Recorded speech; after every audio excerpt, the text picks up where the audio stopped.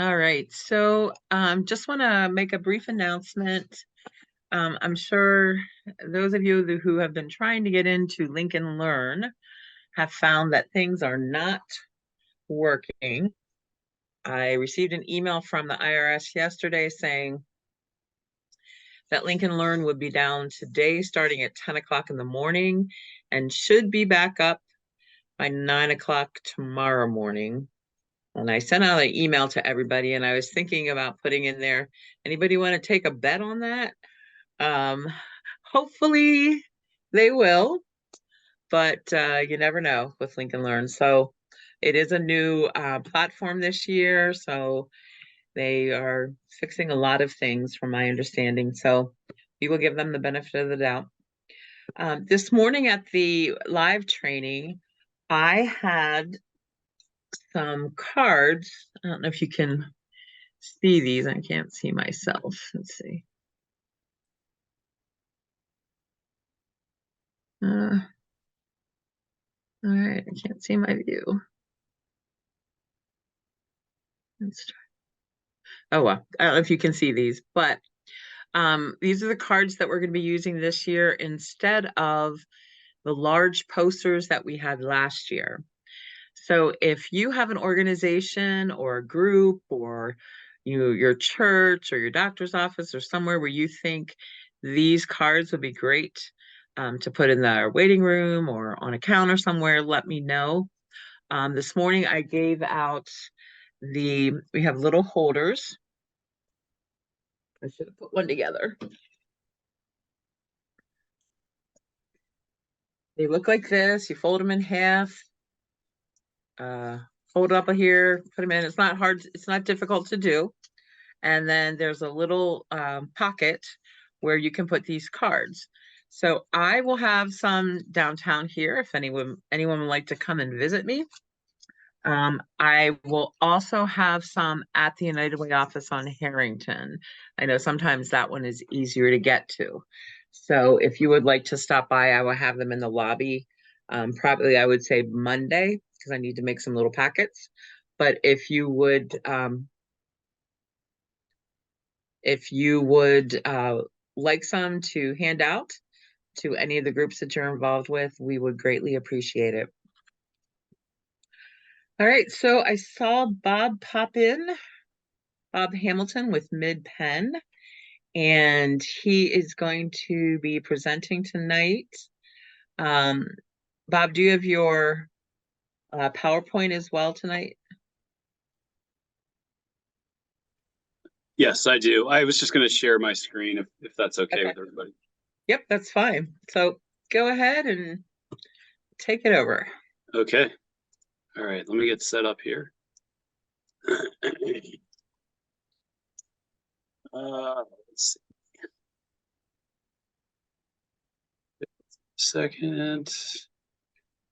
Let's see.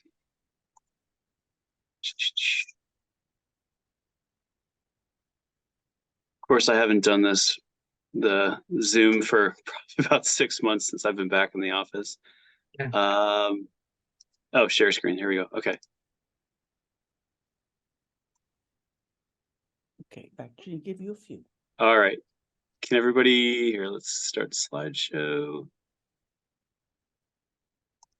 There you go. Okay. Can everybody see that? There you Thumbs go. up. Yes. Okay. All right. One. All right. Well, I want to thank you, Kim, and thanks everybody for joining tonight. My name is Bob Hamilton. I am the managing attorney of the Low Income Taxpayer Clinic at Mid-Penn Legal Services. My office is based out of York, but as I'll show in a few slides here, the coverage area that Mid-Penn has in central Pennsylvania does include Lancaster County. The contact information up there, you see my office address. The number is, there's two phone numbers. The top number, the 844, is our client intake line. That's what we give out to the public, potential clients, if they're interested in applying for our services. That's the number that they call. It goes to a dedicated screener who screens the call, make sure they qualify. It's an issue. If it's an issue that we can assist with, we open up a case file. The case file does go directly to me. And then the 717-848 number down towards the bottom, that's my personal, my office number. If anyone has questions throughout tax season, on a potential issue that you're not sure if it's something that we can take on, you can contact me directly or email me as well. Then I have MidPen's handle there at the bottom. So just a introduction here about MidPen. For those of you that have never worked with MidPen or aren't familiar with us, we're a civil law firm. We consider ourselves a legal safety net for low-income people in central Pennsylvania. We represent vulnerable populations, regardless of their race, color, national origin, gender, sexual orientation, and so forth. This shows our service area. It's 18 counties in central PA. We have offices in 14 of those counties.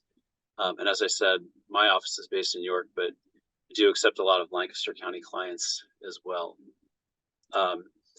MidPen, hold on, sorry. Let me back up. How do I go back? Okay. MidPen, I'm going to talk about the tax clinic here for this presentation, of course, but just to let you know, if you do come across or you're working with someone who has another civil legal issue, and by civil legal issue, anything that's not criminal related, but if they have an issue concerning, debts that they can't pay outside of tax debt, we do assist people with bankruptcies, landlord-tenant issues, evictions, foreclosures.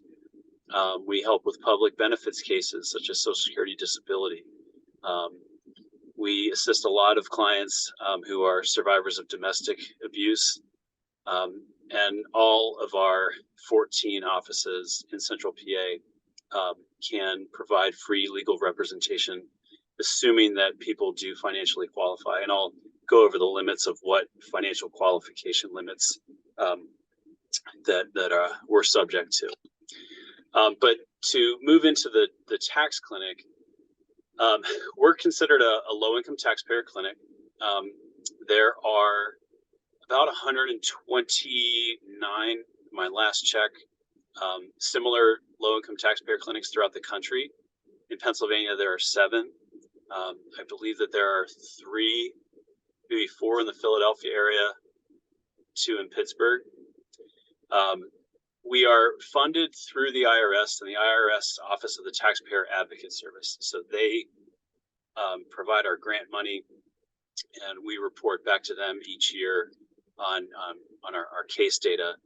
But our purpose is to provide free legal representation to low income and moderate income Americans who cannot afford private legal representation in disputes before the IRS. So dispute is a really key word here.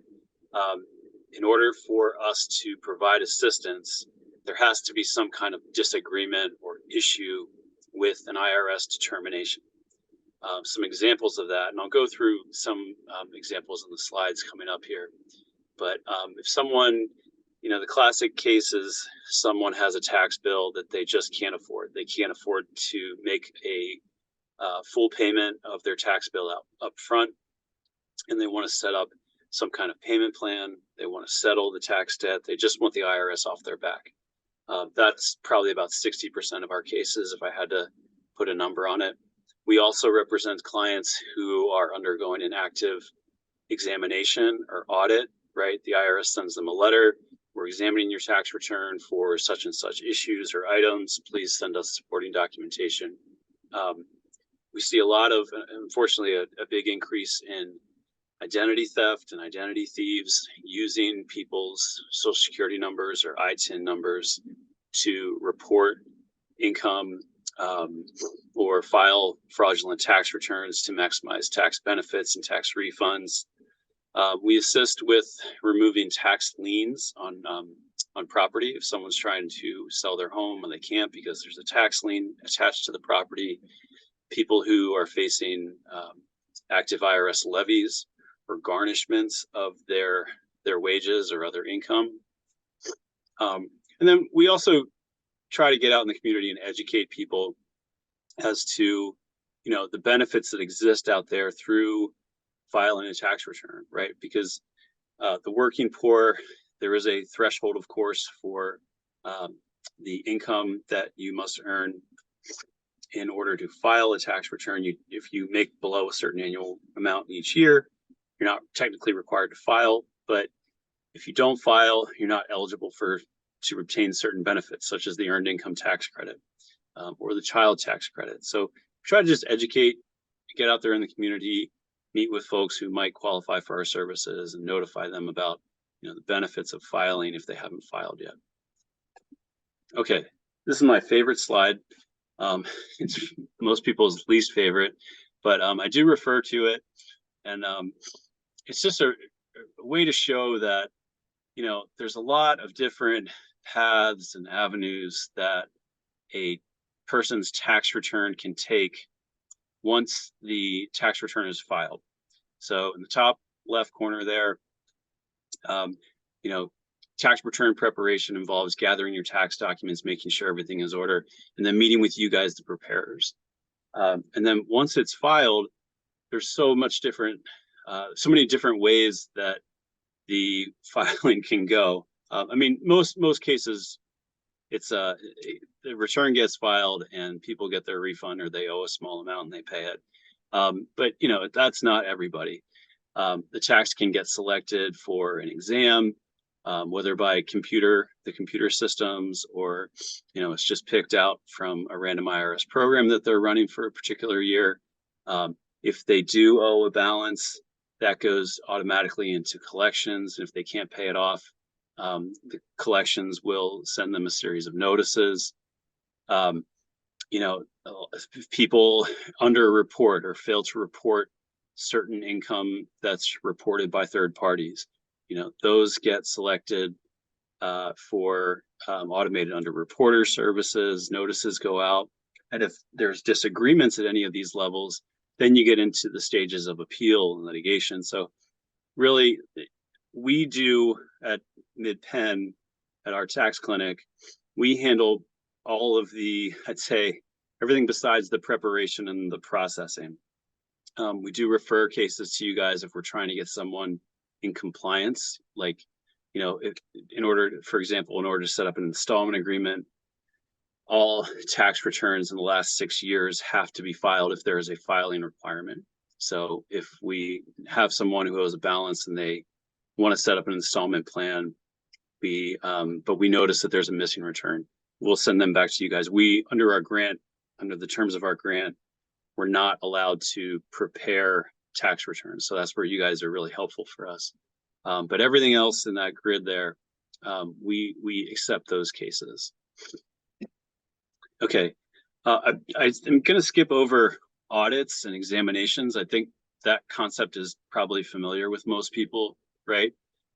Most audits are done through what's called a correspondence exam.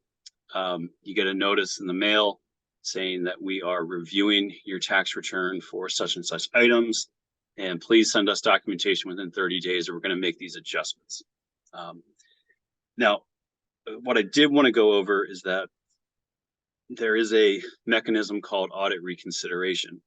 And this is available to people who, let's say that they didn't get notice of the audit, or they didn't meaningfully participate in the audit, they just didn't respond, and an assessment was made and changes are made to their return and a billing notice goes out. I just bring this up because this is you're allowed to apply for audit reconsideration if you did not participate in the original audit, or there's new information that that taxpayer is able to dig up that they didn't provide to the IRS during the audit period. So, I know that just in my work with clients, if they have a current year tax issue, but they've also got something from a few years ago, and they say, I lost at the audit level, and the IRS didn't look at, my child's school records to prove that I could claim them as a dependent. Well, in my head, that's going to trigger me asking them certain questions to see if they do qualify for audit reconsideration. So it's just something to keep in mind. Just because an audit happens, it's not necessarily the end of the road for taxpayers. So that tool is available, assuming that, again, they didn't have the chance to litigate their position during the time frame that the audit was open. Okay, so I mentioned earlier that probably about 60% of our cases fall under the umbrella of a collection case. And I assume, I'm just guessing, but I just from past dealings with the United Way and referrals, a lot of people that come to us are coming to us because they owe and they can't pay, and they don't know what to do. They're terrified of the IRS. They have all sorts of crazy assumptions of the IRS coming, knocking down their door, or taking their stuff, and so forth. Unfortunately, that perception is still out there by folks, because I hear it every single year. So we try to just fit them into, okay, if you can't full pay, is there another avenue that we could consider here that would allow you to either extend payments out over time, or settle your tax debt, or just get the IRS off your back? Or maybe there's a tricky issue involving a spouse, or you experienced identity theft. So I'm going to go through I'm not going to talk about extensions to pay and installment agreements. Just know that you don't have to pay everything up front, right? Like the IRS does grant an automatic 6-month extension to pay. They also allow for a maximum of 6 years under an installment plan or an installment agreement. Those are easy to apply for. I mean, we will absolutely take those cases and assist taxpayers if you feel the need. But most of our advocacy work falls under the umbrella of the other 5 categories listed there. So let's jump into those. Currently not collectible status, or CNC. So this is otherwise known as a financial hardship case. It doesn't get rid of the tax debt, but what it does do is it stops the IRS from enforced collection activity. What is enforced collection activity? Nasty letters and notices that come in the mail every 3 or 4 weeks demanding payment. But even more nasty are forced levies or garnishments of wages, sources of income or payment, bank account garnishment. Those can be really financially devastating to our clients. So if I get a case and I see that a levy is imminent or likely to be enforced, the first thing I'm going to do is try to get a financial statement filled out and get a CNC designation on that person's account. The steps here would be getting financial information from the taxpayer. So you have to document, and hopefully we would obtain all of their financial records in support. But sometimes the IRS doesn't ask for all of that information, particularly if someone's just, let's say they're on SSI or Social Security disability, or they don't have any income, right? But they had a prior tax debt and they're not paying on it. We get their household financial information, so monthly assets, monthly expenses, and then we also would gather their whatever assets they have, the equity in those assets, measured against any liabilities tied to those assets. And so if at the end of the day, with the financial statement, if it shows that there's truly no ability to pay, we can, and the IRS will generally accept and put on their account a CNC designation. Stops enforced collection activity. The tax balance does not go away. It does continue to accumulate interest, but there's a 10-year statute of limitations for the IRS to collect the tax. That 10-year period continues to run while the person is under that CNC designation. Generally, CNC only lasts for about 2 years, but I have many clients who it's been on their account for 6, 7, sometimes longer than that. They don't always get around to it. They're supposed to contact the taxpayer and say, hey, we need updated financial information to make sure you still qualify, but they just don't get around to it with every person. Anyway, this is a great tool. Like I said, I use it when I see that there is an imminent levy, just to get the IRS off their back, and stop a levy from occurring. The next one in the collection umbrella is offers in compromise. These are settlements of tax debt for a reduced amount. A financial statement is also required, so the same documents, financial records, we're going to be looking for and asking them to submit. I would say that, when we when we do our fundraising brochures, or we talk about our success stories at Mid-Penn, most of those cases are successful offers in compromise cases, because it can be that the minimum offer that you have to submit as a taxpayer is $1. It does not, they don't take into consideration the amount of tax debt that you owe, so long as your payment is $1 or more. Now, of course, not everybody is going to qualify for a $1 payment, but if you truly have no ability to pay, or you just are not going to pay off that debt in that 10-year period, if you submit your financial records, everything checks out, you just have to make a payment of $1 or more. I had a case just earlier this year. It involved a former attorney who had a criminal law practice out in Pittsburgh. He had a series of strokes, and before that, he was kind of dealing with, I think, some mental issues as well. His health was declining, and for two years in particular, he owed a total of about $120,000 in tax debt. After his strokes, he moved to the Reading area, moved in with his parents, and they discovered, not only tax debt, but other issues as well. They contacted us.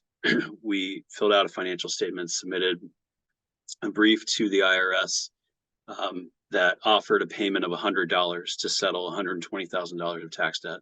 And the IRS accepted it this past year. And I mean, his mother was absolutely thrilled. But we do see cases like that, and it can be hugely beneficial for folks who just can't get out from under crippling tax debt. So there's certain forms that people have to complete for the offers in compromise, but just know that this exists, and we do a lot of these. So if you do see someone who owes and cannot pay, if they come to if I meet with them, the offers in compromise are the first tool that I'm going to look to see if they qualify for. Okay, just some specific, some other issues involving collection. Innocent spouse relief. This is a way for one spouse who is separated or divorced from a former spouse to get out from a joint tax debt from a previous year. So when people file married filing jointly, whatever amount that it says they owe on the tax return, both spouses are liable. It doesn't matter if one of them later signs an agreement and says, I'm responsible for paying off this tax debt. The IRS is not going to litigate, and they're not going to decide, who we should collect. They're going to try to collect from both, either party, wherever they can find assets, wherever they can find sources of income. So the only way to get out from under that joint liability is to petition for innocent spouse relief. You see innocent spouse relief cases where, let's say that there's a history of physical abuse. So I know with some of our attorneys in a lot of our offices who are dealing with protection from abuse orders, or clients who have suffered physical abuse at the hands of a former spouse, if there is joint tax debt, and we can document that, that there was this PFA was filed in this case, that is a huge factor that the IRS will consider in deciding whether or not that spouse should be relieved from that joint tax liability. There's other rules tied to innocent spouse relief. It doesn't always involve, physical abuse. It can be, there's certain factors. There's about 8 factors that the IRS looks at, but it's not all inclusive. Is one spouse in control of the finances, or did one spouse own a business? Did one spouse hide income from that business that they wouldn't have included on the tax return? The other spouse had no knowledge or way to know that they were hiding income.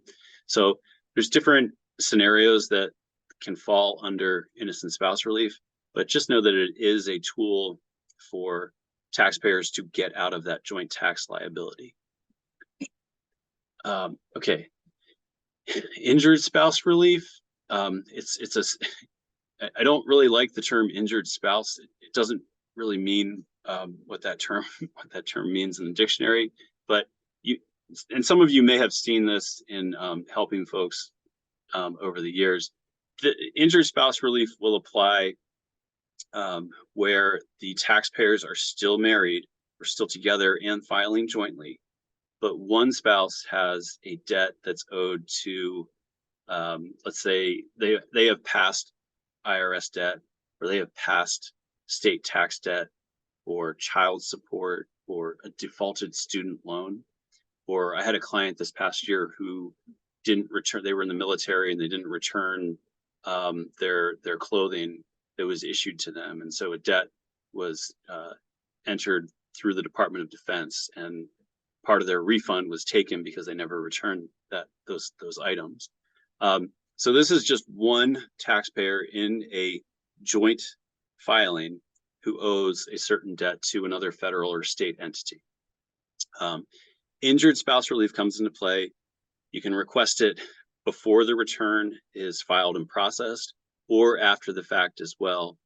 But what it does is it allows that spouse who doesn't owe that federal or state entity to get their share of the federal tax refund. So it doesn't apply if they're going to owe a balance. It's only if there's a refund pending on the return, but the refund gets intercepted and applied to the other debt.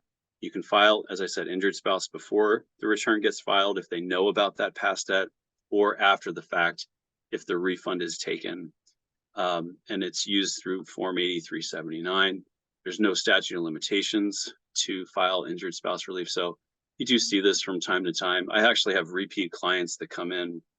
Actually, I've just kept their file open for probably about 4 years now because they don't qualify for any other type of collection relief.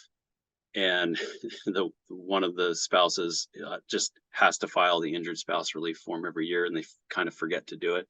So I fill it out for them and get their refund after the fact. But just know that that is another tool.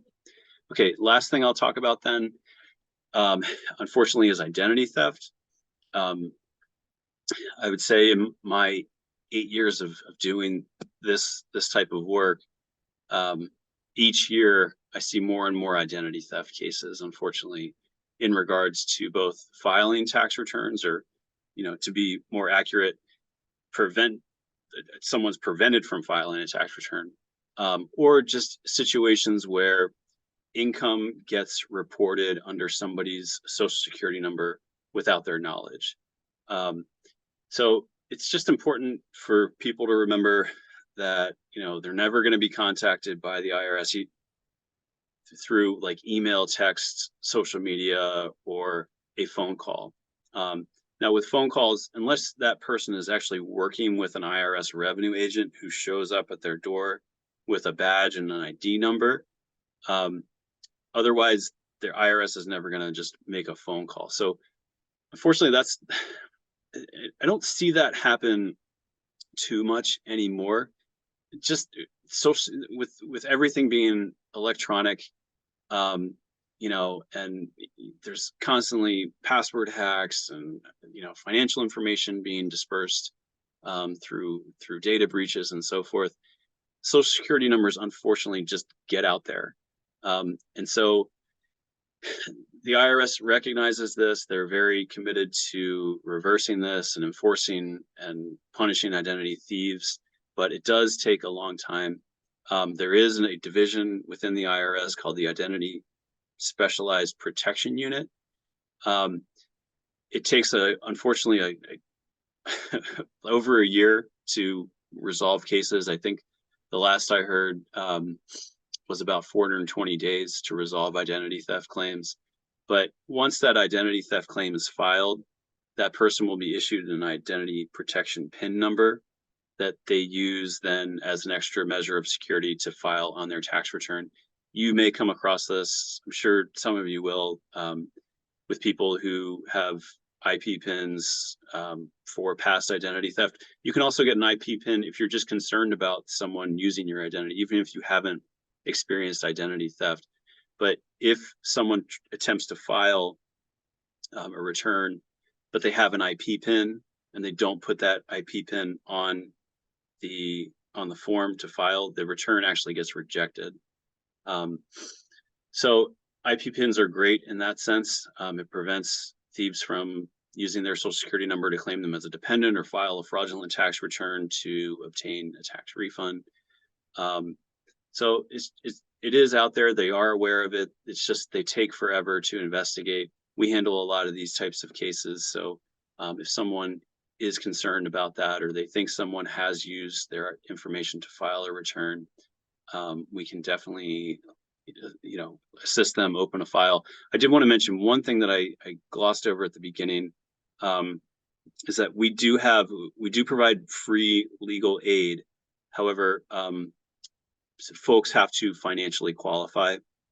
Our financial limit is set at 250% of the federal poverty limit, which I believe currently is around $34,000 gross income per year for a single individual. And of course, it goes up from that. I should have included a chart. I wish I would have included a chart to show, based on family size, what the income limit is. But I think just for starters, 34,000 for a single individual. If they make that at that amount or below, we can provide free assistance to them in their dealings with the IRS. And then of course it goes up from there just based on income size. Okay. Again, hopefully you wrote down my contact information. If not, I'm happy to share these slides with, maybe I can provide them to Kim. I can send those to you if people have questions or want to contact me. They didn't see the first slide, but that is our intake number. If you have questions or want to refer someone, please, we will screen calls and let folks know if they do qualify. And as I said at the beginning, if they do qualify, the case does go directly to me. I'm the only attorney at MidPenn who is doing tax work. So the case file does get open and sent to me. So I'm happy to answer any questions if anybody has any. I didn't see any in the chat. So if not, I just want to thank you all and good luck this season. And hopefully I'll look forward to working with you next spring. Great. Thank you so much, Bob. We appreciate it. All right. Thank you. Okay.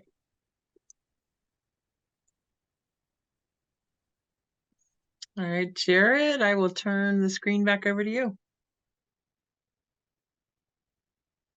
All right. Thank you very much, Kim. Appreciate Bob giving an update here on some of the legal services available for our clientele here within the VITA program. And certainly a great service and a great compendium to what we're able to do in terms of the tax prep, but certainly appreciate Bob and his staff helping them take the rest of the way. If we thought preparing taxes was complex, dealing with IRS audits and notices is even more complex. So appreciate what Bob and his staff are able to do.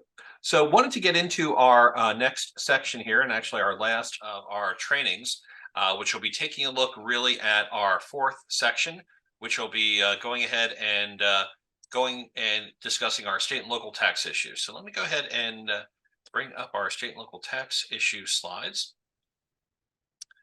Okay, and this will be our final section of our tax law training for 2023. But fortunately, there's plenty more things going on within VITA, and Kim will be having a number of computer sessions coming up for new volunteers, as well as some returning ones if you're interested in seeing how we'll put this into practice. I'll go ahead and start the slideshow here, and we'll see. Hopefully, this will be able to go through well on a multi-environment. Okay, are we doing all right on the visuals here? We're able to see the slides? Okay. We can see the slides, but they're not in the slideshow. Okay, all right. Let me get over to one of my other screens here and see if we can get that fixed. All right. All right, now getting over to. All right, let me just try this one other way. Okay, is that a little bit better? Nope, it's still the PowerPoint outline. There we go. Okay. Yep, sometimes it just takes a slight minute there to go ahead and get through that process. All right, so we're back to our normal slides. What we're going to be doing tonight for our final session is talking about Pennsylvania and local tax issues. So these are areas in which we have different resources. So these are not available within the IRS training program.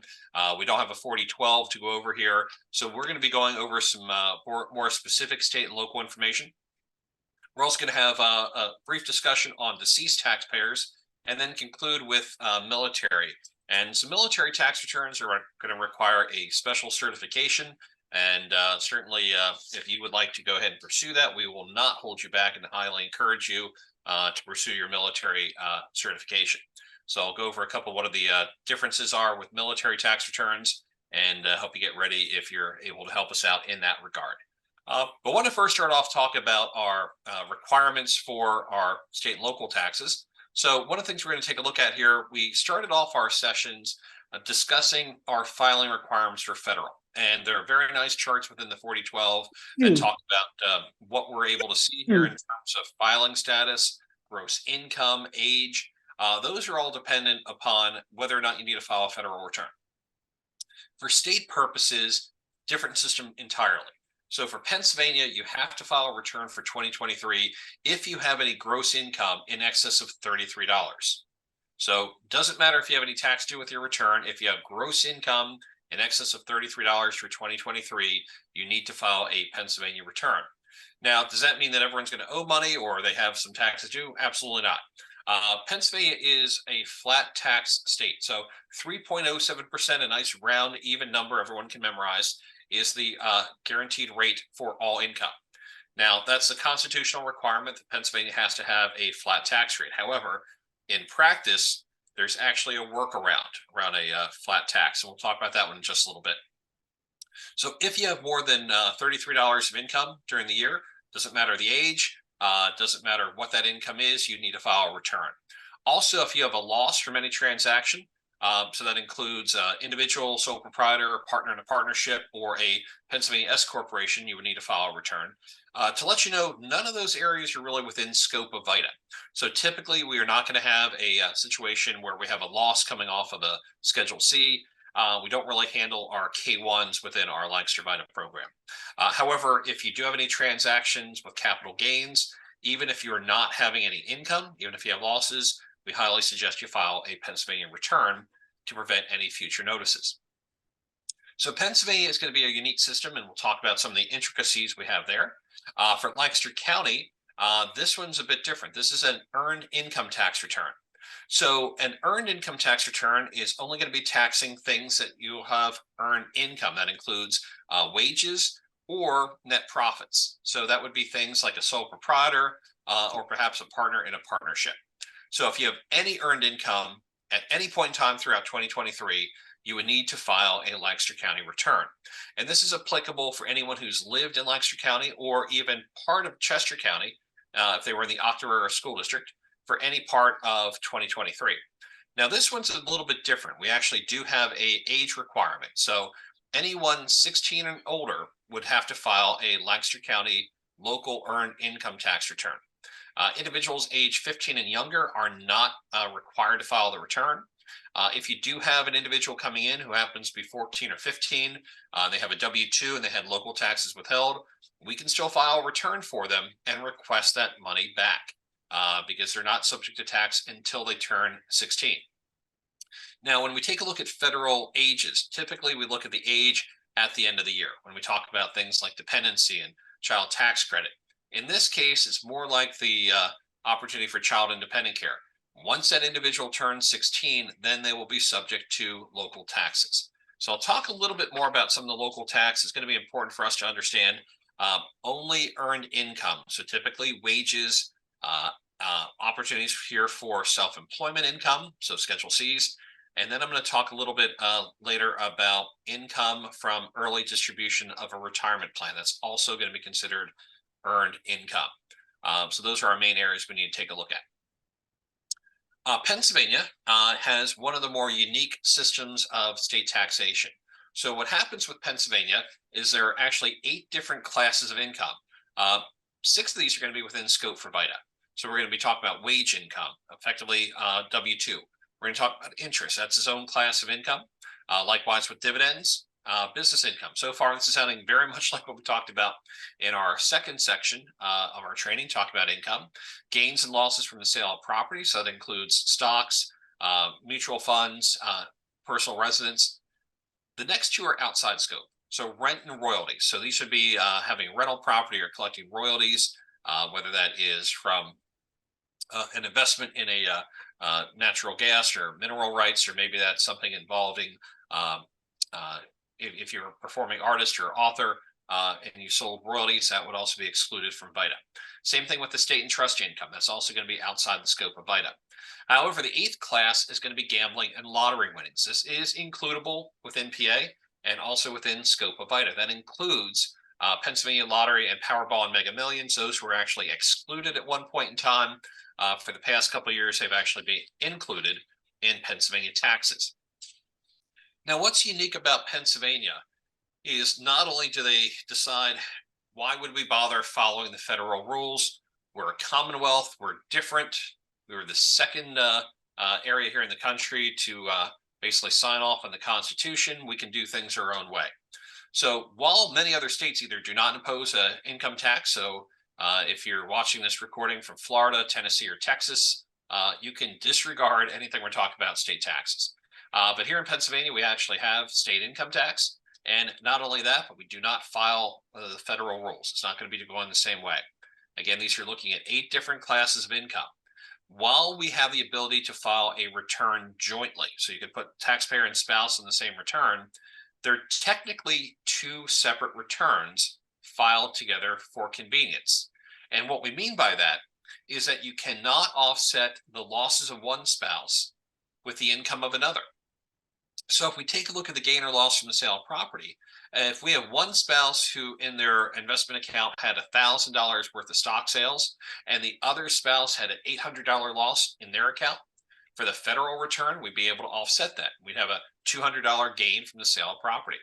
For Pennsylvania purposes, we're allowed to pick up $1,000 of income, but we do not get to offset that $800 of loss.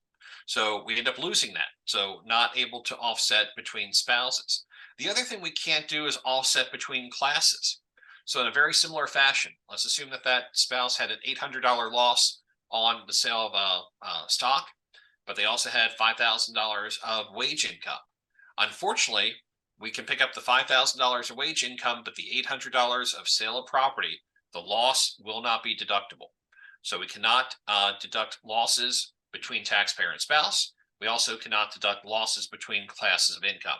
So when you take a look at a PA return for the first time, the math may not look like it's going well, but it actually is. So a little bit of an interesting component there.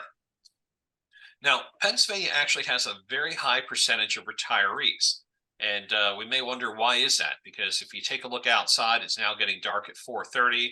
The temperature is a bit brisk at night, probably not the best compared to some other southern states that have a little warmer temperature. But one of the reasons we have such a great percentage of retirees is because Pennsylvania does not tax the following income sources. So these are mainly taking a look at retirement benefits, things like Social Security, Railroad retirement benefits are not taxable at all in Pennsylvania. Pension distributions and retirement distributions, typically not taxable, although you'll notice an asterisk. The asterisks are there because if we have an early distribution from a retirement account, so this would be going back to our Form 1099-R. If we take a look at box number 7 and we see a code 1, that's going to be an early withdrawal from a retirement account where no penalty exceptions apply. That means for Pennsylvania purposes, the amount of earnings, and how we define earnings is how much of the distribution is in excess of the contributions. So we have to go back and determine how much the taxpayer had made in contributions to the retirement plan. The money that they had originally put in, whether that's through the employer or in other manner, comes back tax-free. So if we have a distribution from a retirement account and they get $1,200 and the individual had contributions out of their own deferral of $800, the first $800 is not taxable. The amount in excess, so $1,200 minus the $800, will have a $400 taxable distribution for both Pennsylvania and for local tax. So if we do see that for PA, we do have to make a manual adjustment to the local return to get that to come over correctly. Other things that PA does not tax: unemployment compensation, sick pay and disability, does not tax alimony, does not tax inheritance and death benefits. And we'll talk about active military pay in the end of this session here. So Pennsylvania does not tax it, although there are a couple wrinkles there that go through. So I'm just going to highlight a couple of these areas of income, just to give you a little bit of a background of how Pennsylvania is going to tax some of these components. So what we're going to see for wage income is that information is going to come over and be reported on the schedule W2S. Now, what's different about PA is typically Pennsylvania taxable income may be different from federal taxable income. So even though you see federal taxable income in box 1 of the W2, it does not mean that's what Pennsylvania is going to show as taxable income. One of the main reasons is Pennsylvania does not allow deductions for retirement plan contributions. So if individuals participating in a 401k plan or 403b plan at work, we'll see in box 12, generally we'll see codes sitting there, like a code D for a 401k or a code E for a 403b. Pennsylvania does not follow federal rules. They do not allow a deduction for monies you put into your retirement plan. However, on the back end, they don't tax any of those as long as it's through full retirement. So when we talk about an early distribution, that's why PA does not tax you on your own contributions to the plan. What PA is going to tax is any amount of earnings and any amount of money contributed by the employer.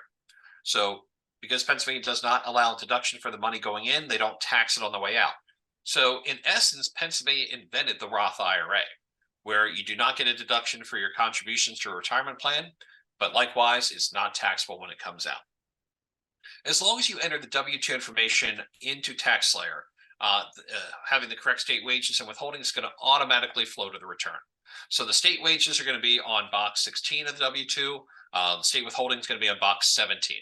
Now, when we also enter some local information, just be aware that the local services tax should be reported in box 14, should not be reported in the local section.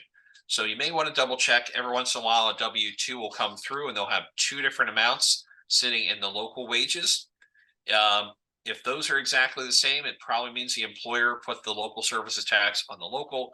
It does not mean they actually earn twice as much money for local as they did for state or federal. Now, it could very well be that the taxpayer had actually moved local jurisdictions throughout the year. And if that's the case, we take a look and we add those 2 up and they happen to be the same as state wages, we'll be fine. We just need to go ahead and report that for the local return a little bit differently. Now, as long as we're only working with one state, we're going to be in good shape. So we may have people who live in the Commonwealth of Pennsylvania here, but they may work in other jurisdictions. So fortunately, Pennsylvania has what we call a reciprocal agreement with surrounding states. Now, the first one, when we put this in alphabetical order, may seem a little odd. Indiana is not connected to Pennsylvania whatsoever. You have to go through a number of states to get to Indiana, and I'm pretty sure most people are not commuting to Indianapolis or Gary, Indiana on a daily basis. But traditionally, we're looking at surrounding states: Maryland, New Jersey, Ohio, West Virginia has a slight connection, in the southwestern portion of PA. Virginia, while we don't actually physically touch it, it's pretty close in certain areas to Pennsylvania.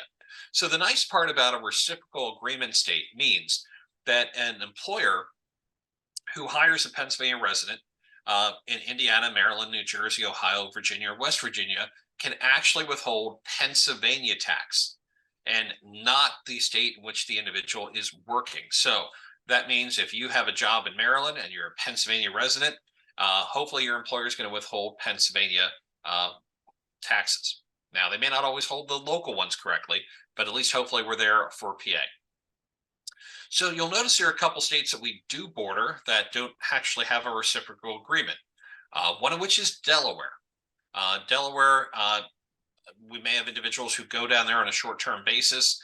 Delaware does not have a reciprocal agreement, meaning that they're probably going to be reporting Delaware wages and Delaware withholding.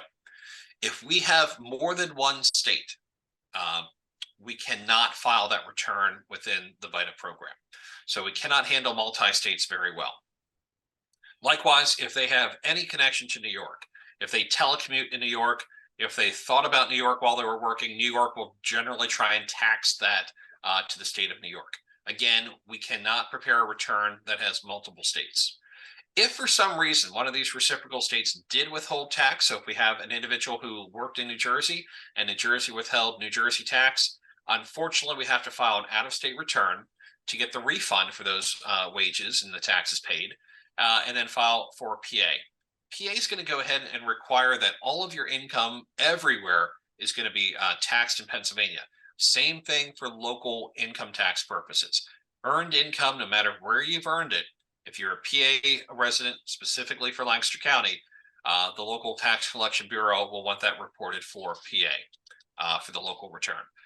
So there may be some situations where we actually have to end up paying a little bit of money in because most out-of-state employers probably are not withholding local taxes correctly. So we may have a couple little interesting issues within the Pennsylvania wage category. Happens every once in a while. Again, if we have multiple states, it's going to put that outside the scope of VITA. Now, a couple other unique things. So I know I've given you some bad news here, except for the learning retirement is never taxable in PA unless you take it out early. In that case, is only the earnings. But I do want to mention that PA does have some pretty nice opportunities because we do have some deductions. So for federal purposes, there's no longer unreimbursed employee expenses, except for some military personnel, which again, I'll explain at the end of the session. But Pennsylvania still allows a deduction for employee business expenses, even though we're not allowed to do this anymore for federal purposes. So as long as these expenses are ordinary, customary, and accepted in the industry, or needed for the occupation which you work, they're actually incurred while you're performing your duties. They're reasonable in amount and not excessive. They're required or necessary for you to perform properly your duties and directly related to your occupation or employment. So what we take a look at is the general categories that people will fit into these are going to be educators. They could be people involved in mechanical trades, nurses, and other professionals. So the expenses that we're allowed to take, if you recall from our training session on deductions, we had the educator deduction, and that allowed up to $300 for the federal return for qualified K through 12 educators for any supplies or materials that they provided for the school. Well, Pennsylvania also allows those same expenses. So that would count as small tools and supplies for the classroom. The difference is Pennsylvania does not have a cap. They can go up as much as they've actually paid for supplies and materials. The other way educators can have a deduction is any union dues that they're paying. So we want to be able to inquire from the taxpayer if they have any union dues, particularly if we see that they're working for a local school district. In cases in years past, the union dues have been reported in the W-2. There have been some changes of how that's been reported. So we don't always see that on the W-2. So you may just want to ask, do you have any union dues? So likewise with union dues, we may see that happening with people in the construction or trade industry. We'll also see the next category, work clothing and uniforms. So these have to be required to be purchased by an employer and not adaptable to general use. So always a big question we have about work clothing and uniforms. So things like steel tip boots, if they're required by the employer, and they make you buy them on your own because they don't have sizes for everybody, that is going to be considered not adaptable to general use. We had a whole lot easier of a time years ago when there was more of a dress code as people went out in public. But now if you walk into a retailer, you may see people who never bothered to get out of their pajamas to head down to the local mall. So we're not entirely sure what general use means anymore, but it's basically the concept that it is not adaptable for you to wear outside of a work environment. So if you are working for a company and perhaps they hired you to do catering work and they said every person catering has to wear a white shirt and black pants, well, unfortunately, that is adaptable to general use. So we do not get a deduction for work clothing or uniforms in that case. If they require things like non-slip shoes, because you might be working in an environment that's around water or maybe grease, then that would be considered a uniform expense. So not adaptable to general use. Things like protective gear. So if you're in mechanical industry and you have welding jackets that you need to go ahead and wear, that's not adaptable to general use. If you're a landscaper and you decide to buy a very nice outdoor jacket so you don't get cold, that's not considered a work clothing or uniform, because you can actually wear that at any time when you're outside.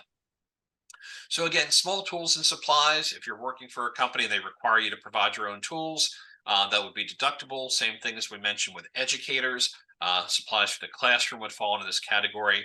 If you have professional license fees, so now we're taking a look at potentially people in the nursing profession, perhaps hairdressers that have to go get their own professional licenses. As long as they're not reimbursed by an employer, those could be eligible.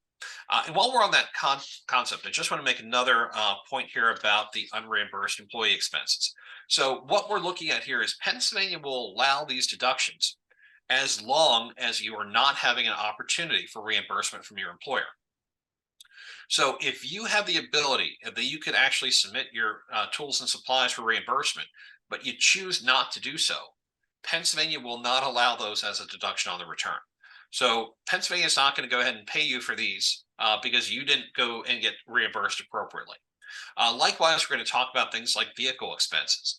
So if your employer will provide a reimbursement for vehicle expense, but they only provide it at, say, 20 cents per mile and not the applicable federal rate, you get no deduction for your vehicle expenses.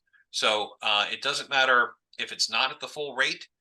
If the employer provides any reimbursement, that will not be eligible for unreimbursed employee expenses.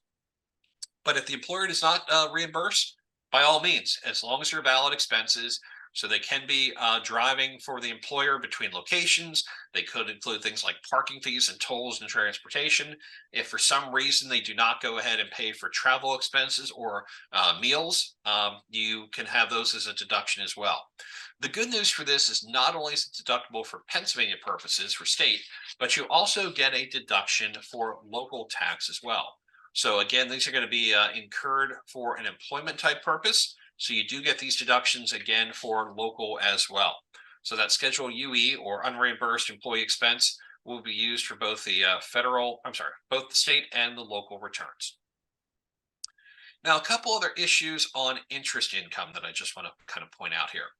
Pennsylvania is not going to tax interest from the following sources. So the U.S. government. So if you have savings bonds interest, so Series E or Series I, you'll see that in box 3 of the 1099 INT. Those are not taxable to Pennsylvania. Likewise, any interest from the Commonwealth of Pennsylvania itself or any municipal governments of Pennsylvania, generally what we call muni bond interest. So if it's a county or if it's a town, a hamlet, a village, it could be a hospital authority bond. These are typically not taxable for Pennsylvania as well.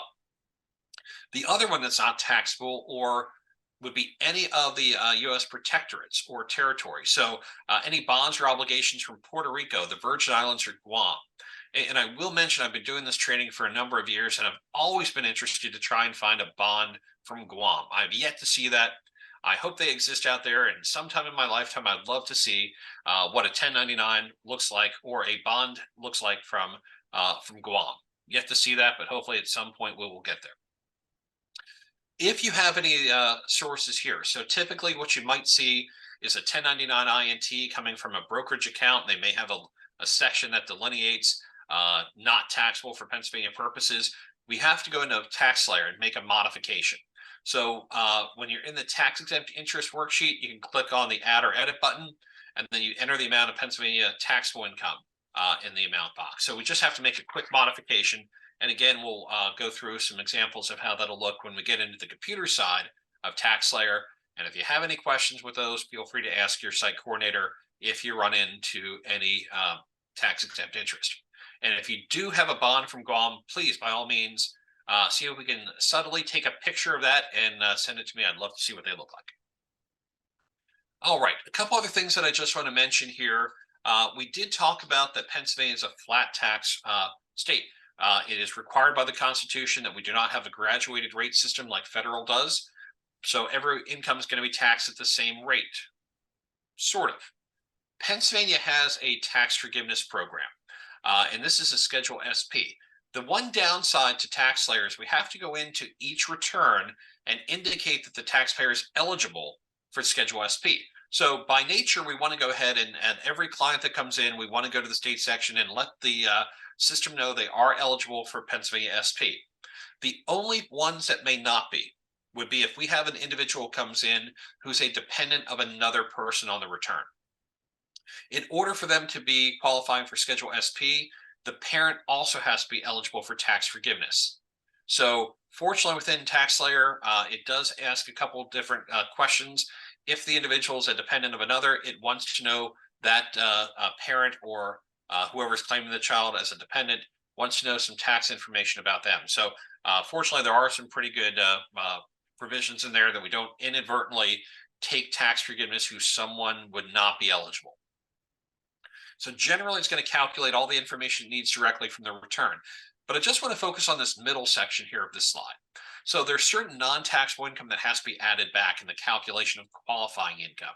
Now, the good news is a lot of our clients coming into VITA are going to fall into Pennsylvania's income threshold. So the SP is going to be following a schedule in the background. You don't have to do any calculations. You don't have to memorize it, but it depends on how many people are filing the return and how many dependents you have. It's a sliding scale. You may get up to 100% of your tax forgiven, or all the way down to none, depending on where your income is. But a couple things that need to be adjusted. So alimony, while not taxable for PA purposes, has to be added back. Same thing as the non-taxable interest that we just covered. Inheritance. So the one problem with inheritance is it never shows up on the income tax return. We basically say if someone comes in, I inherited $5,000 from my uncle who passed away. We're like, great, don't worry about it. Not taxable for federal income or state income or even local income tax purposes. But we do want to know if there is an inheritance because that needs to be added back for Schedule SP. And another important tax credit I'll be talking about in a little bit. So we do need to understand what the inheritance is going to look like. Also, non-taxable educational assistance typically would be in terms of scholarships that would be non-taxable. The big one I just want to mention is this last bullet point here, excluded gain from the sale of a principal residence. So we had talked a little bit before that the sale of a principal residence, we have a very nice exclusion, both for federal and state purposes, $250,000 for unmarried individuals and up to $500,000 for married individuals if you meet the qualifying rules. The problem is that gain, while it's excluded from income tax purposes, would need to be added back for Schedule SP. So this may become a problem when we see an individual or a couple who sells their home, moving out of their primary residence, and may go ahead and downsize or maybe move to a retirement facility. Typically what will happen there, we'll have a gain on the sale of the principal residence, obviously when we take a look at the prices of real estate now. So while it's not taxable, it can actually kick them out of SP. So they won't get tax forgiveness at that point in time. So we do need to go ahead and make the inquiries and go ahead and add that amount back in. A couple other issues I just want to mention here about PA. Also dealing with the 1099s. In this case, it's 1099-R. If an individual has bought a privately purchased commercial annuity and typically sold from an insurance company or maybe a mutual fund company or a gift annuity, what happens with the 1099-R, typically not taxable in PA. As we mentioned, Code 7, you're good to go. Not taxable for PA, not taxable for local purposes. But if you see a Code 7D, or unfortunately, sometimes it shows D7. If you see a D7, just flip that around and make sure the code is a 7D. that will become taxable income for PA. Only the earnings, though. So typically, if you see a 1099-R with a code 7D, the gross distribution or the amount in line 1 will typically be different from our taxable amount. And the reason why is because a commercial annuity is going to be partly a return of your own money and partly a distribution of earnings. So the only thing that's going to be taxable for PA, and it will not be taxable at all for local, will just be the earnings component. So as long as we take a look at that 1099-R, we enter the information exactly as shown, we put the 7D in box 7, those annuity earnings will now move over for PA purposes and be shown on the interest schedule. It's going to treat it as interest earned on investment. Another interesting wrinkle with Pennsylvania is, in addition to income tax, Pennsylvania also has a sales and use tax.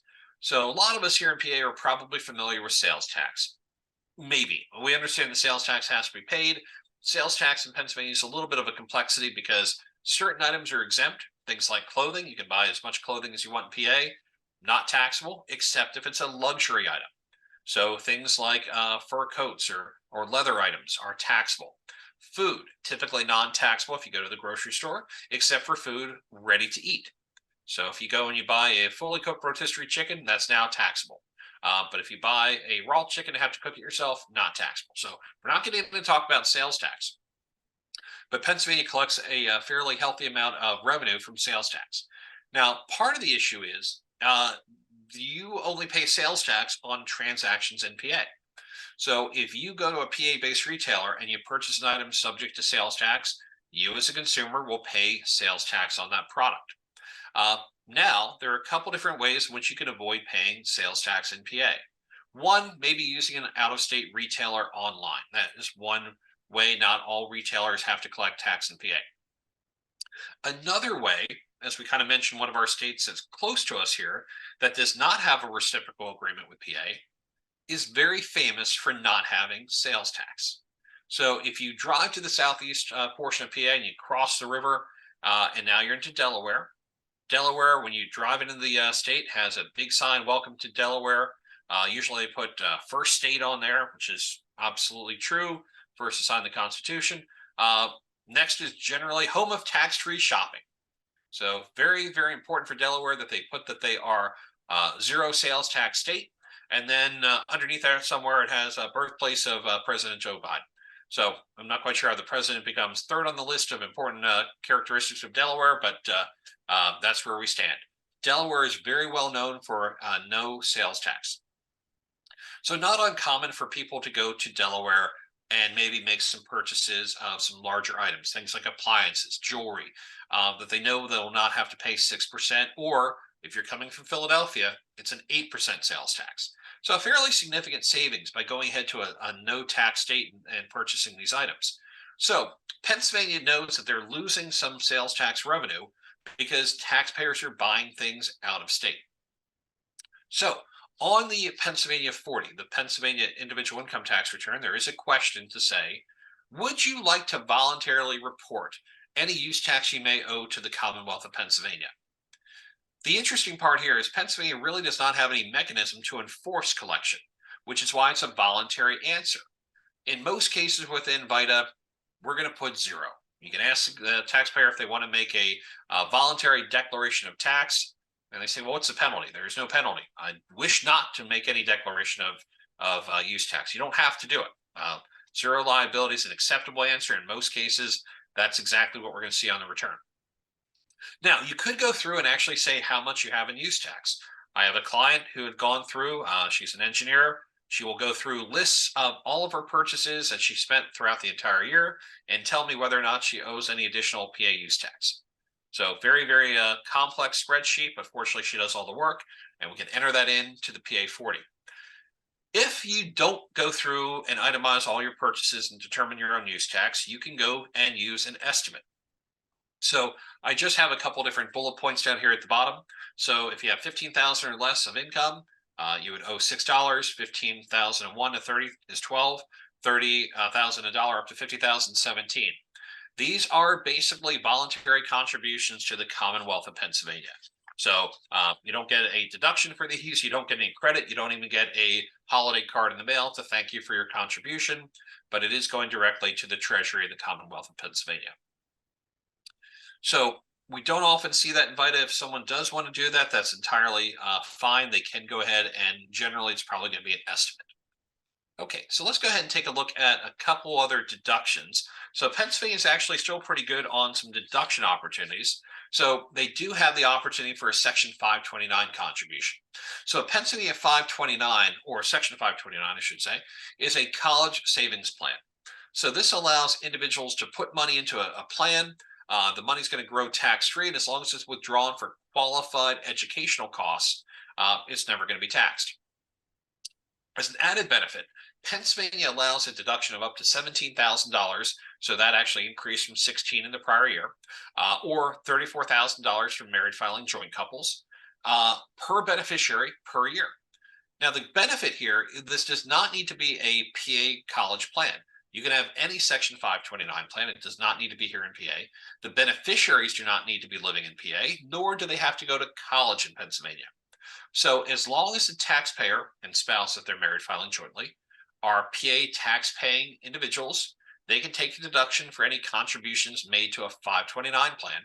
All we need is the beneficiary's name, social security number, and we're going to have that information flow through on a Schedule O. So that's going to go through and show the deduction.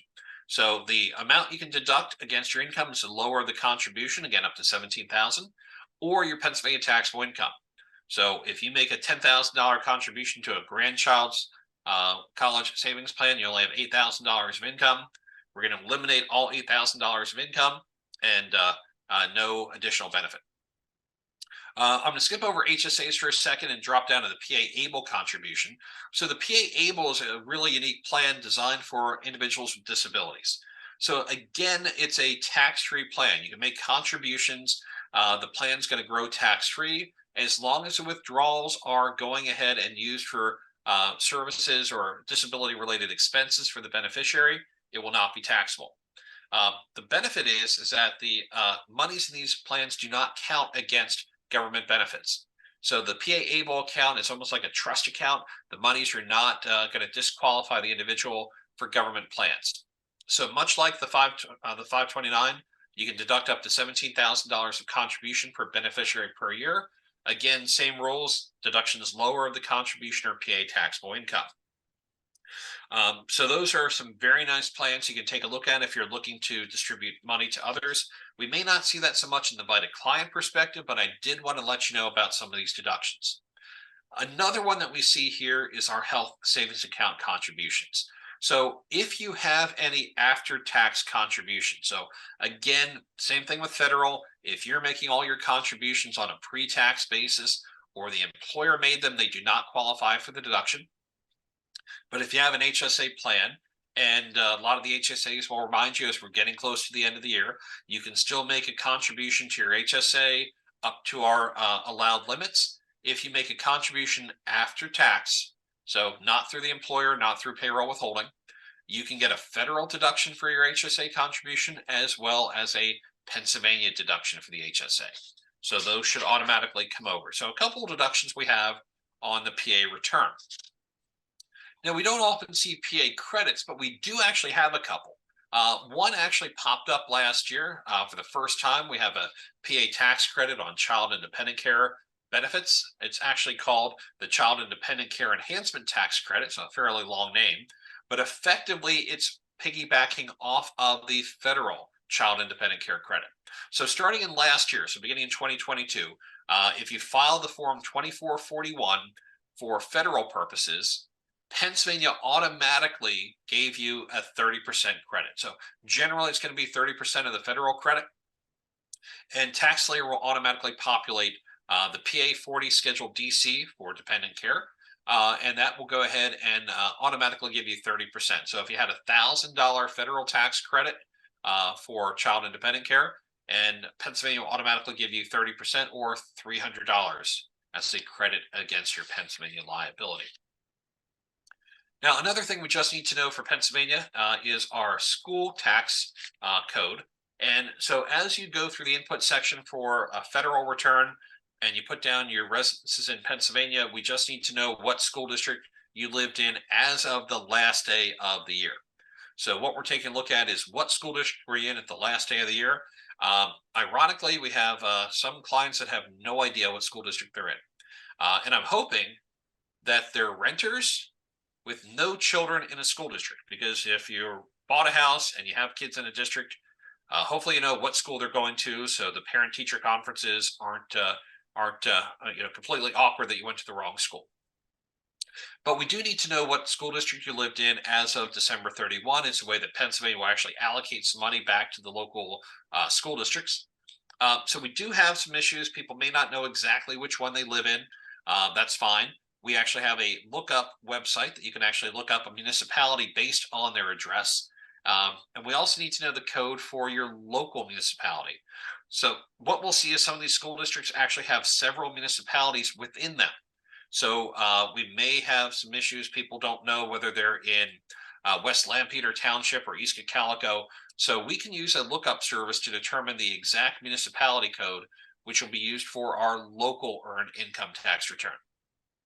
If you have an individual with no earned income, we don't have to worry about the local, but we do need to get their school code down effectively. And just one other point I want to make about these school districts is we have a couple that actually are different tax rates. So in general, the local tax rate for Lancaster County is 1%. But here on the second page, I'm going to show you a couple that have some unique ones.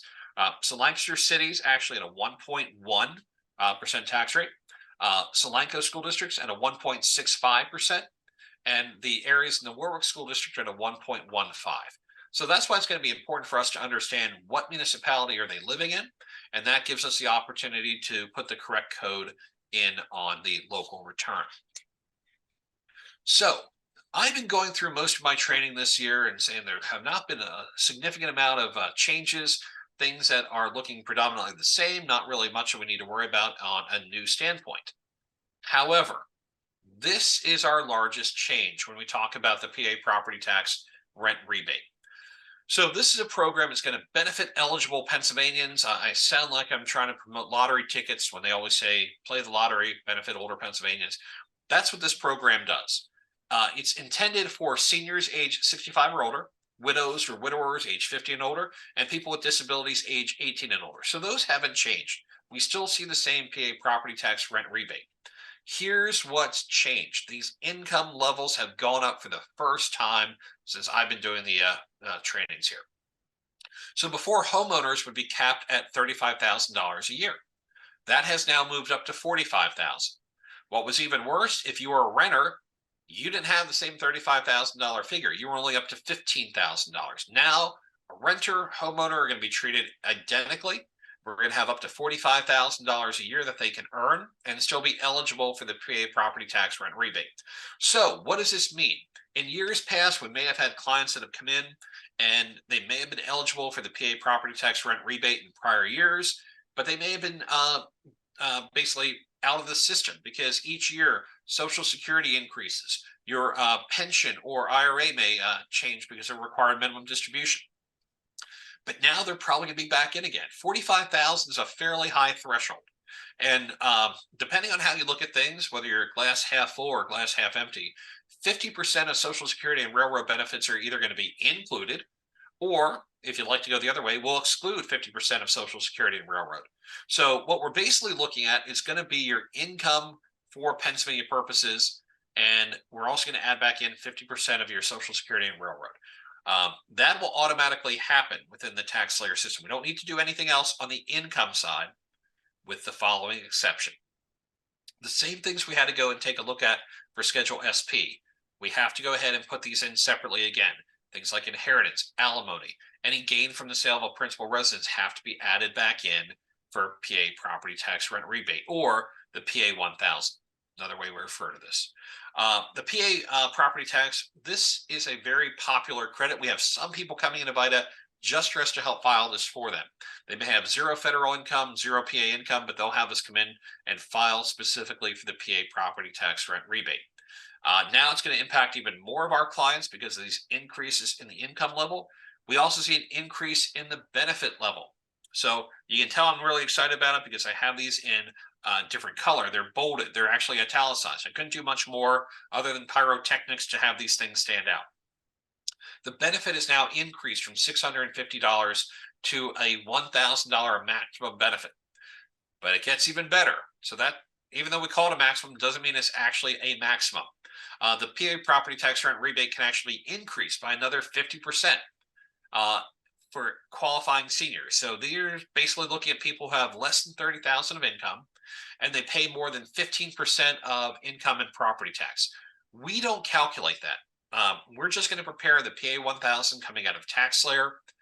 We'll have that information ready for the client to send into PA, and then Pennsylvania will make the calculation.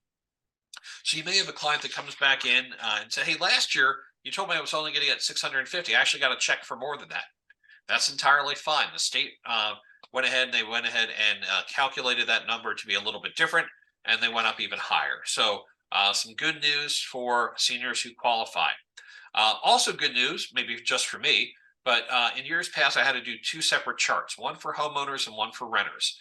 This time, I only need one chart because they're now treated identically. So for both homeowners and renters, we're looking at the exact same income qualification, 0 to 8,000, you get $1,000 maximum, 8,001 to $15,770. That's where renters stopped last year. This year they keep going. $15,001 up to $18,000, you're up to $460, and then anywhere from that $18,001 up to $45,000, you're at $380. So we're going to see a lot more clients who are now eligible for the property tax rent rebate because of this income threshold change. It's going to be a pretty nice benefit for them to come in and have their taxes done. But we also want to talk about what that means now that we may see more filings. So how do we attach information to qualify for the PA property tax rent rebate? Again, it's going to be called a PA 1000, which will automatically be populated within TaxSlayer. We can generate that form. What we're looking at here, we have to have a couple things that have to go with the return. So if they live in PA for the entire year, we do not need to attach any Social Security statements. You can submit Form 1099s for pension, annuity, or other income. However, most of our sites are just attaching the first page of the federal return. So page 1 of the Form 1040 will show the income that the individual has and should be sufficient for PA to process the PA 1000s. Now, I do want to mention that the PA 1000 is not an electronically filed form. We have to go ahead and prepare the information. It has to be signed by the client and mailed to PA. And with the credit here, we're talking about property tax or rent rebate. So if you have a homeowner, if you're paying property tax, you need to have one of the following pieces of information. So copies of the receipted tax form. So how do you get a receipted tax form? If you take your property tax bill directly to the local tax collector, they will generally give you a receipted copy, which is basically stamped and say taxes have been paid. So if you have an individual that went down to their tax office and got a receipted copy, that is sufficient. If they don't have receipted tax copies, they can provide a copy of the tax bill and both sides of a canceled check to show that the tax have been paid. What's even easier, if they are actually still paying a mortgage and they have their taxes escrowed, if they have a year-end mortgage statement, typically the Form 1098 will show taxes being paid. That also qualifies. For the renter, if you're renting your property, you have to attach a rent certificate form that has to be signed by the landlord. That signed form has to be included with the rebate claim. So we do have some individuals that might be showing up well prepared and they have all their documentation. We can help them put that together, make sure it goes in the envelope. We have some people who probably are not aware of this change and may have to go back and either get their tax bill copies or get that form from the landlord. So we can help get as much information as possible together and let them go back and take care of those filings. Now, again, because we're going to see a lot of new individuals qualifying, I just want to remind people what the first-time filer rules will be. So the first thing we have, and we're talking about seniors age 65 or older. Again, PA only wants copies, and I'll explain how odd this concept is in a little bit. So what we need to attach with the PA 1000 is going to be a proof of age. So only one person in the household needs to be 65 or older.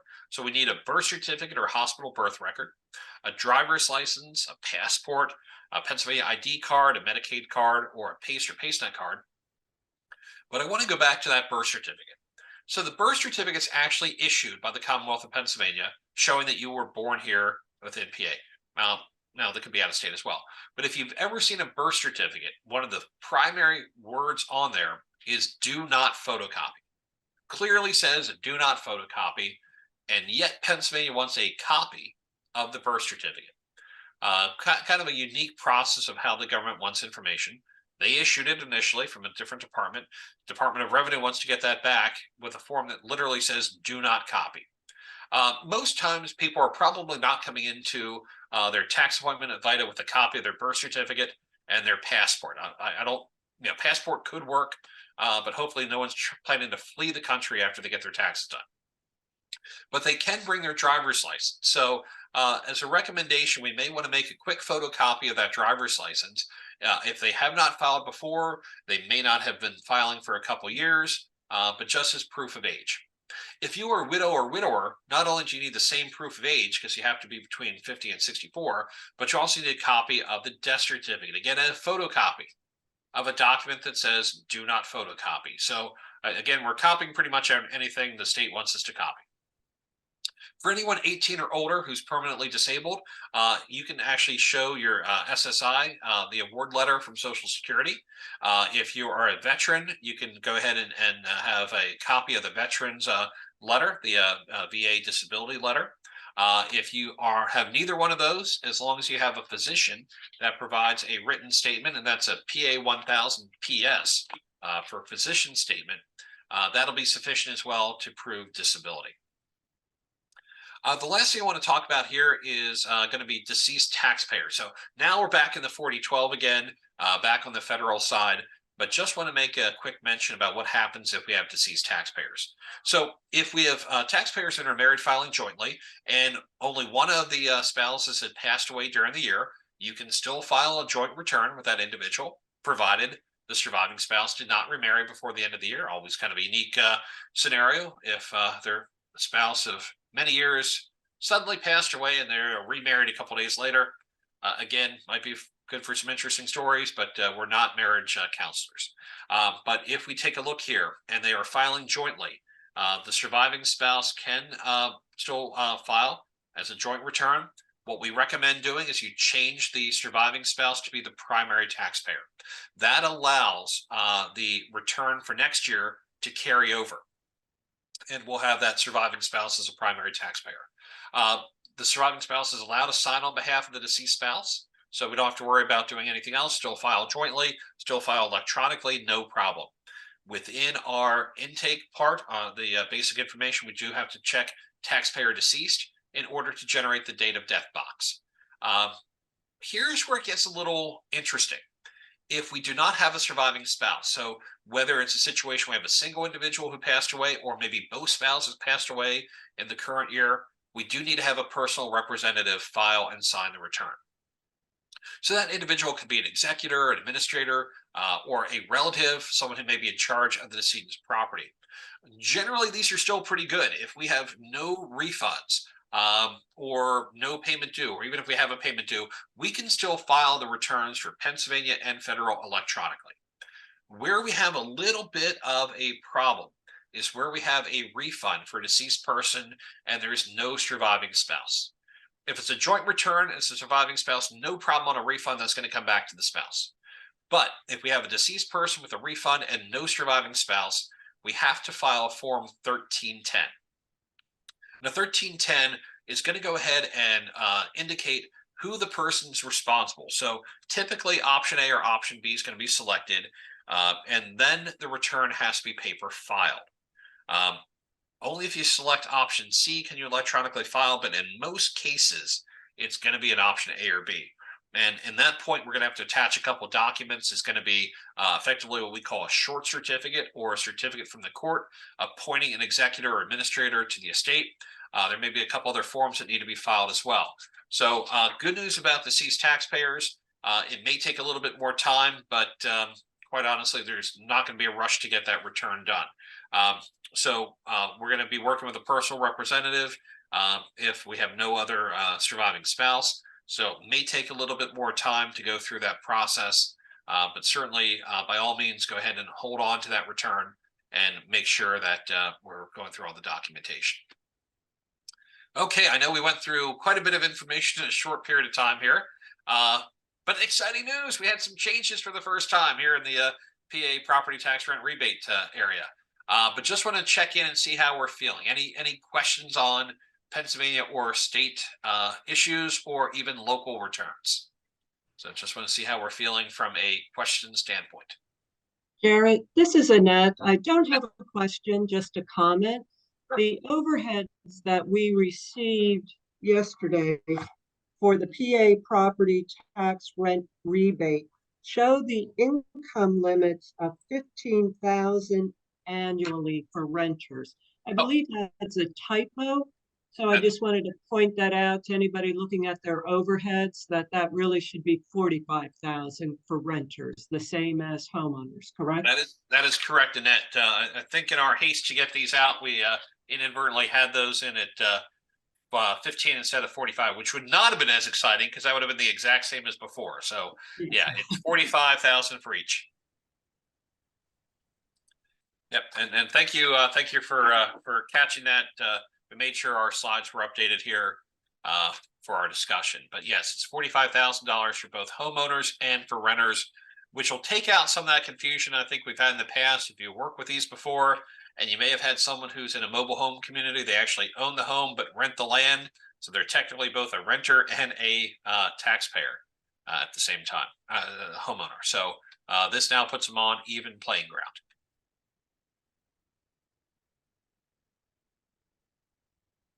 Okay, so happy to entertain any additional questions for Pennsylvania, for local, for any other tax issues.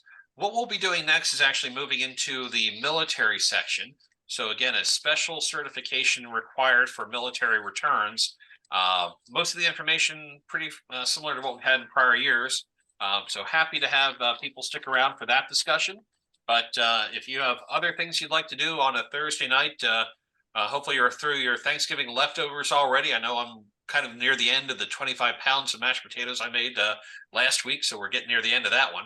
But if you don't want to stick around for the military, I appreciate your time and attention for being here with our training sessions, and best of luck with our season coming up, and good luck on the exam. So if you want to go ahead and drop off, that's entirely fine, but we'll take a quick little break here and talk about military training. But again, feel free, you're not going to offend me if you don't want to stick around for the military talk. Okay.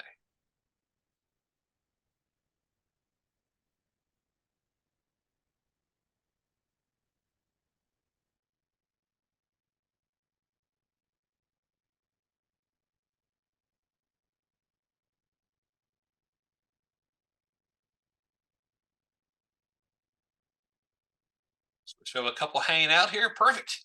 We'll continue right on through here. Kim, any other comments you wanted to make before we head into the next section here? Nope, I think I made them at the beginning, so we're good. Okay, perfect. All right. So want to talk a little bit more about military tax issues. So military tax issues are, again, a specialized training. So not only do we have the basic certification that everyone will have to complete, we highly encourage those that feel comfortable and able to do the advanced certification, because it allows you to work on a couple other returns, as well as be able to peer review the returns to get those out effectively. Military has its own specialization, as well as we have one for international. Am I missing any other certifications, Kim, we have for this year? I think those are the main ones, correct? Sorry, I couldn't get them mute. Yes, those would be the main ones. Okay. Right. So so certainly we highly encourage, if you would like to go ahead and get additional certification. Military would be great. Obviously, we need some peer reviews if you're we need more than one military person for this year at VITA. Same thing on the international side as well. So we don't actually see a lot of military returns necessarily within our VITA program, mainly because we do not have any significant military bases right near us. But We are absolutely willing to go ahead and work on military tax issues. If you do see a return, feel free. We want to be sure that we're exposing a lot more of our staff and site coordinators and everyone else to the military tax issues.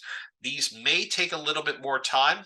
If you're unsure of anything, don't feel bad about holding on to the return. We probably won't see some of the really complex issues like combat pay and moving allowances, but I will talk about that. So there are a couple additional resources that are going to be beyond the 4012. So there's a publication 4491. It's a great tool to have when we talk about tax preparation, because what it's going to do is going to give you a lot more examples and on-point guidance for a lot of these tax issues we've been talking about. And it has a lot more information on the military section than what the 4012 has. Another document is also publication 3. Which is actually going to be our Armed Forces Guide for Tax Returns. So in addition, 4491, great tool overall from all of our tax issues. Publication 3, very specifically related to military issues. So some great additional tools beyond the 4012, which is why you won't see a whole lot of references all the time here in this section either, but I will point these out as we take a look at some opportunities within the 4012. So the first thing I just want to mention about military tax issues is taking a look at the overview. And so we do have a slight section within the 4012 and D5, which will talk a little bit more about some of the military issues. Predominantly, it's addressing taxable and non-taxable military income. So there's a number of areas there that might be taxable or not taxable. The DoD, Department of Defense, will have the W-2 issued with the amount in box 1 that they have determined is includable. Not to say that we may not have a little bit of issues with the W-2. The government does try and find the lowest cost contractor to go ahead and prepare these. So if something looks a little bit odd, we may have to go ahead and have our taxpayer send that back for review. But they generally do a very good job on the federal side. You may see that there are a lot of unfamiliar codes in a box 12. So there are a number of things that occur within military pay. There could be some combat pay issues. There can be contributions to a different type of retirement plan. So we'll have a couple different codes potentially in box 12. Just go ahead and enter those directly in a tax layer. It's automatically going to move those in the correct approach. The other thing we're going to see with military, sometimes moving expenses can be deductible or can be taxable, depending on the circumstances. We can also take a look at taking employee expenses. Now, we cannot typically have employee expenses. For federal purposes, they do not exist for anyone other than military personnel. So civilian employees can no longer take Schedule A itemized deductions for unreimbursed expenses. Service members can actually do so. And in fact, these things are actually going to go on not through the Schedule A. They're actually going to go through Schedule 1. And line 14 is where those will show up here for the couple of these additional items of deduction. So from a military income perspective, as I mentioned, taxable income generally reported on box 1 of the W-2 in pretty good shape. So they'll determine the things that are taxable. They'll pull out the things that are non-taxable, like basic housing allowance and a couple other things. One of the areas we may see is when it comes to severance pay. And when an individual separates from service, if they separate from service out of the military, they're discharged due to medical reasons, that's considered severance pay and becomes taxable. So if it's a medical condition that they can no longer perform or that they're going to be separated from service due to a medical condition, it's taxable. But oftentimes the service member may go back and appeal that decision and have that considered a disability.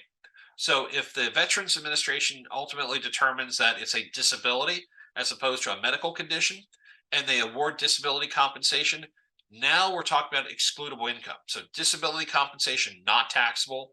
Severance pay as a result of a medical reason is taxable. What often happens with a VA determination is that they will go back and determine that that was a retroactive application. So because of a disability, they will go ahead and have a letter that determines when that disability occurred. Now, what we probably have done is reported all those payments as taxable income because that's how it was shown, reported on the W-2, which means we may have to go back and do amended returns. to go back and correct those prior years. So only becomes an issue once we get that disability letter. So once the disability letter is received, every future payment is going to be non-taxable, but we may have a bit of an issue with the prior years. We may have to go back and amend or modify those returns. Taking a little bit more of a look within the military itself. So combat pay. So if you are serving in a combat zone, also the the Pub 3, I think lists all the combat zones that are still active. Combat pay is not taxable. It's actually excludable from taxable income. So it's not included in box 1, but I mentioned there are a couple unique codes that'll happen just for military individuals. So a service member may have a code Q in box 12. That's going to indicate their amount of combat pay. So that's going to be not taxable for federal, but we do have the opportunity to make an election that the taxpayer can treat their combat zone pay as earned income for earned income credit purposes. So it does give the opportunity to go ahead. It won't make it taxable at all, but it just allows that to be treated as earned income for earned income purposes.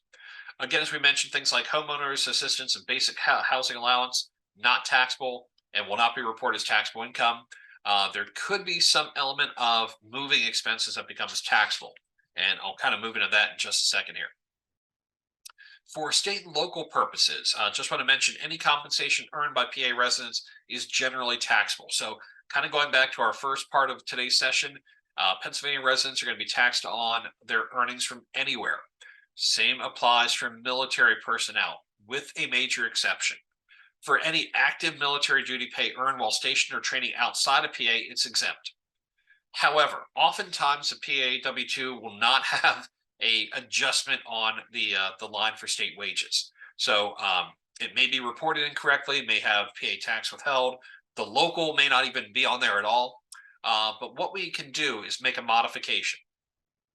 So if we can keep track of the time outside of Pennsylvania, again, active military duty pay. So that would be basically submitting copies of the military orders. What we're looking for here would be your Title 10 and Title 32 orders that are basically going to give you the days of service outside of PA. Or if you don't have those, if you have your CO statement, you can attach that with the return. I will mention that this, unfortunately, has taken much more time to get these resolved with PA than what I would like. PA is generally going to go ahead and process return based on the W-2 as reported. And I've been working with some military individuals, some that are active duty or some that are active for training outside of PA. And it's taken quite a few months to get the returns resolved. PA does have a brochure that talks about military pay within PA. It's a fairly good brochure, the REV 612, which gives you a little bit more information. If you're completely outside of PA for the entire year, you would actually have no Pennsylvania or no local income to report. But again, we'd have to go ahead and show zeros. We basically override the W-2 and then have to send a copy of military orders. TaxSlayer does not do a great job of having attachments to the return, but we can either fax or email those to the Commonwealth of Pennsylvania for proof of outside duty. Now, we kind of mentioned about moving expenses and how those kind of come into play. So what's unique about a moving expense is we may see this either be a deduction or income, depending on how the move is treated. So what we're always looking at for a military move is a change in a permanent change of station, or PCS. So a permanent change of station is going ahead and your first deployment or your first base is a permanent change of station. Between bases is a permanent change of station. Not temporary, it has to be a permanent relocation. Also, where we may see this could be either someone who's retired and within 1 year has moved to their final destination. So because we don't have any active bases here in Lancaster County, we may see this on the back end, maybe people moving back to the area after separating from service. So what is going to be included within moving is your household goods and of your personal effects, along with reasonable travel and lodging. So what we mean by reasonable is it has to be the most direct route available, the shortest route available. So if you are changing a base, if you were based out in Coronado, out in San Diego in the Navy, and you're coming back either to PA or maybe they relocated you to Norfolk, that means it's directly coming across the country. It doesn't mean head on up and go check out Mount Rushmore and Yellowstone on your way back. It's the shortest, most direct route is how we would calculate your moving costs. Only the expenses paid by the service member or their family will be deductible. So typically what will happen is the government will offer to move you and your personal effects.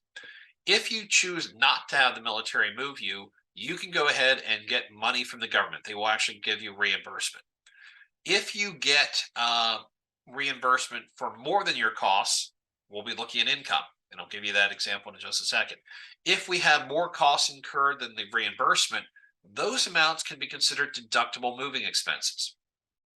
So we can use a form 3903, not used very often, again, only used now for military moves. That will go ahead and allow us to detail our moving expenses and allow us to go ahead and have any amount in excess of reimbursement be deductible. Again, going to be on the Schedule 1, typically going to be on line 14. That's where the deduction will show up for federal purposes. Now, as I mentioned, you have the option of moving and allowing the government to go ahead and move your things, or more appropriately, we sometimes see a personally procured move, or a PPM. Used to be called a DITY or DITY, but if a service person decides that they wish to move themselves, generally the government's going to go ahead and determine how much it would cost them to move you, and they will give you 95% of that. So what will happen is once you go through the reimbursement or the process here of getting compensated by the government, they're going to have you submit all of your receipts, all of your bills to substantiate how much you actually incurred. If the government's pay that they gave you, the incentive payment, is higher than your costs, that difference, the amount that you effectively made off moving, is going to be considered taxable income. And that's going to be shown on a separate W-2. So that excess portion of the reimbursement over your costs will be considered a income item to you. Any amounts that you incurred in excess of that reimbursement, like we mentioned, can be deductible with the form 3903. Okay, and the last thing I just want to mention about military is business expenses. So as we mentioned for PA, we're looking at the same type of rules. They have to be ordinary and reasonable. They have to be used in connection with your occupation. So the military expenses are a little bit broader. We can actually deduct these for federal that we cannot do for civilian employees. So we may have things like unreimbursed uniform expenses. That can include cleaning. However, they can be deducted only if they're required for employment. Again, generally your military dress is not allowed to be worn outside of off-duty. So if you're off duty, you cannot wear your military dress under unless it's specific circumstances. So that includes things like some cleaning. It could include if you have to either buy or replace insignias, rank epaulets, swords, that type of thing, are all considered uniform expenses. So if they're unreimbursed, all of those costs can be considered a military business expense. There's also an opportunity for travel expenses for reserve duty away from home. So if you have at least 100 miles between your home and your base for reserve duty, that allows you to take a deduction as an adjustment to income. That will not flow through itemized deduction. So if you have a 100-mile rule, that again will allow you to deduct that on the Schedule 1, line 14. So if your base is 120 miles away from your home, you get to have a deduction for any of your travel expenses. So that includes mileage. If you have lodging or meal expenses that are not compensated or provided for the government, those can be deductible as well. Likewise, we have some dues that can be deducted. However, they have to be related to activity for employment. So social dues like Officers Club or NCO Club dues are not deductible. So that's not going to be allowed. Education expenses. So as long as they're required for your current trade or business, typically where we may see this is maybe some certification or additional training programs that someone has incurred. Perhaps if they're working in a machine shop at one of the bases and they're taking additional courses in welding or electronics, that can be considered as a deductible education expense. It does not include if you're going ahead and qualifying for a new position or a new role. So if you happen to be a stealth fighter pilot and you realize, well, maybe accounting sounds a little bit more exciting for me. You want to go ahead and you really love doing taxes and you say, okay, let me go back to school and become an accountant. That is not deductible as a business expense. So it has to be related to the current trade or business and effectively required for your role and opportunities. So again, with military, additional certification would be required, and highly recommend taking a look at the Pub 4491 and the publication number 3, which are specifically related to military transactions. So that effectively gets through what we wanted to cover through all of our 4 sessions here. So I wanted to kind of open it back up here again for any questions anyone may have overall. So I'll go ahead and pull us all back up here and take a look at our extensive list of people who are hanging in with us through the end of the program here. So happy to entertain any questions either you or a friend of yours may have. We can always handle those here too if you have any things of general question, federal, state, local, military. We'll hold off on the international for now, but any other questions are certainly welcome.